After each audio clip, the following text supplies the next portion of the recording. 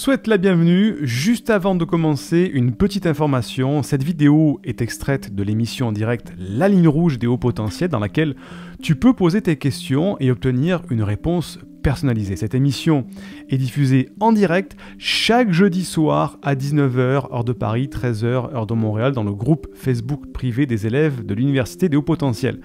Si tu ne fais pas encore partie de ce groupe d'entraide et de bienveillance, tu peux y accéder en devenant élève de l'université. Pour cela, il te suffit juste de télécharger une première formation offerte dans le cadre de cette campagne de sensibilisation au haut potentiel. Le lien se trouve en description de cette vidéo ou en description du podcast. C'est tout simple, tu m'indiques à quelle adresse je dois t'envoyer la formation et tu la reçois tout de suite.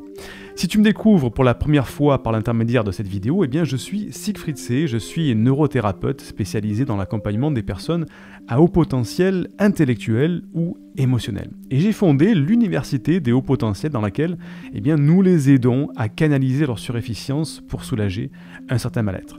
Maintenant que les connaissances sont faites, laissons place aux conseils de cette vidéo.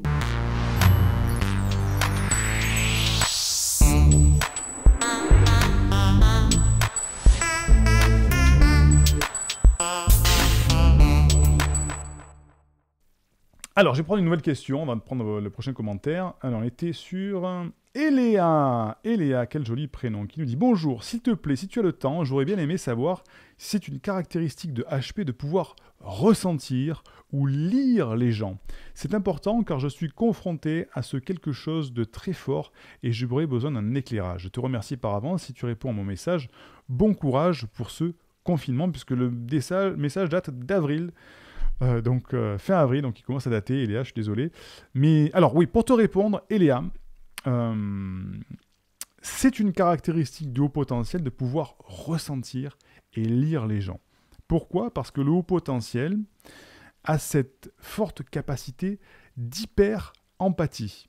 L'empathie, c'est quoi ? L'empathie, c'est le fait de comprendre, de décrypter et de ressentir les émotions de la personne qui est en face de nous. Donc l'empathie, c'est quelque chose de tout à fait normal chez les êtres humains, d'être empathique. Dire, tiens, je ressens de la peine pour lui, tiens, je ressens de la joie parce qu'il est heureux. Le haut potentiel, c'est la même chose, mais trop, encore une fois. Donc le haut potentiel, il ne va pas simplement ressentir, il va vivre là, comme la personne qui est en face. Il y a une personne qui rentre dans une pièce qui est triste, le haut potentiel, d'un coup, il va dire, je sais pas, parce que je me sens triste en fait, je sais pas pourquoi, mais parce qu'il y a une personne dans les 10 personnes qui est triste. Fortement triste. Et inconsciemment, elle va le voir arriver, et dans son comportement non-verbal, dans le ton de sa voix, dans sa gestuelle, eh bien en fait, ça va l'impacter. Et même au niveau champ électromagnétique, ça va l'impacter aussi.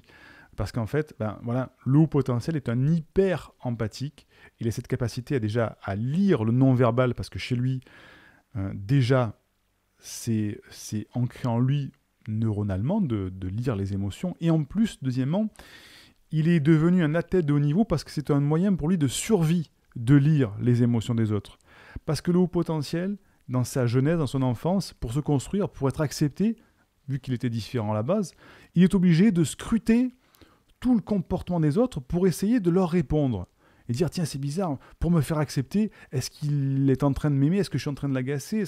Et on va devenir des professionnels du langage non-verbal, du décodage des émotions, pour se faire accepter.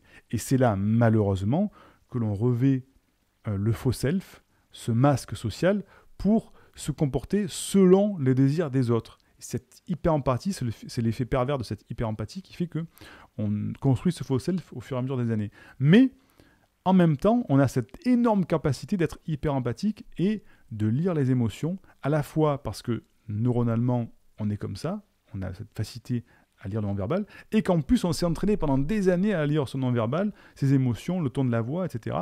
Et on ressent les émotions à ce point-là. Donc quand quelqu'un est triste, on est triste. Quand quelqu'un est gai, on est gai. Quand quelqu'un rigole, on a envie de rigoler. Nous sommes des éponges, notamment les profils complexes, les HPE, nous sommes des éponges à émotion. Donc c'est tout à fait normal, Eléa, de ressentir et de lire les gens. Et c'est pour ça que les hauts potentiels sont d'excellents coachs, d'excellents thérapeutes. Parce qu'ils n'ont pas besoin d'aller lire dans le manuel, tiens, si la personne a telle réaction, tiens, s'il appelle... Alors non, il regarde, il écoute, et en 2 minutes, il dit, non, mais je sais ce qu'il a, je vois d'où ça vient, et je sais où est la solution. Alors j'exagère un petit peu, hein, mais c'est ça quasiment le principe. Et c'est là où ça devient intéressant, quand on comprend ça, de se dire qu'en fait, parfois, notre mission de vie, c'est d'aider les autres par ce don, ce feu sacré qu'on a au fond de nous. J'espère t'avoir répondu, Eléa. Indique-moi en description à quelle adresse t'as envoyé la formation offerte qui s'intitule « Canalise tes pensées envahissantes et profite de l'instant présent ». Et surtout, partage cette vidéo à une personne de ton entourage que ça pourrait aider.